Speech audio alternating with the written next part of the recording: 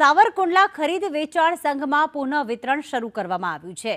મોટી સંખ્યામાં ખેડૂતો ખાતર લેવા માટે પહોંચ્યા અને ખાતરને લઈને ગઈકાલે ખેડૂતોએ હોબાળો કર્યો હતો। લાયસન્સ સ્થગિત બાદ વિતરણ બંધ કરાયું હતું। કૃષિ મંત્રીના આદેશથી ખરીદ વેચાણ સંઘમાં હવે ફરી વખત વિતરણ શરૂ કરવામાં આવ્યું છે। ગઈકાલે ખેડૂતો પહોંચ્યા હતા, હોબાળો મચાવ્યો હતો અને આજે પણ ખેડૂતો જે છે તે ખાતર લેવા પહોંચ્યા છે। સાવરકુંડલા સહકારી મંડળ ખાતે આ ખેડૂતો પહોંચ્યા હતા।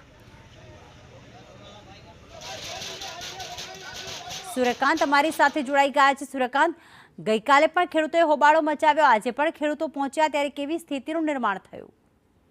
પ્રીતિ, હાલમાં ખેડૂતોને ખાતરોની પુષ્કળ જરૂરિયાત હોય। યુરિયા ખાતર સાવરકુંડલા તાલુકા સંઘમાં હોવા છતાં 15 દિવસ માટે સ્થગિત કર્યું હોવાને કારણે નહીં આપતા ગઈકાલે હોબાળો મચાવ્યો હતો। આજે કૃષિ મંત્રી અને સાવરકુંડલા ધારાસભ્યની ટેલિફોનિક સૂચનાથી સાવરકુંડલા એપીએમસીના ચેરમેન દીપક માલાણીએ સવિનય કાનૂન ભંગ કરી ગોડાઉનના તાળા ખોલી અને ખેડૂતોને ખાતરનું વિતરણ શરૂ કરી દેવામાં આવ્યું છે અને મોટી સંખ્યામાં આ જે ખેડૂતો છે તે ખાતર લેવા પહોંચી ગયા છે અને જેમ જેમ ખબર પડશે જેમ ખેડૂતો આવતા જાય છે ત્યારે ખાતરની તાતી જરૂરિયાત અને ખેડૂતોની જરૂરિયાતને ધ્યાનમાં લઈ સાવરકુંડલા સંઘના જે ચેરમેન છે દીપક માલાણી, તેમણે આ સવિનય કાનૂન ભંગ કરી અને ખાતરનું વિતરણ ચાલુ કર્યું છે। જી આભાર સૂર્યકાંત, તમામ વિગતો માટે।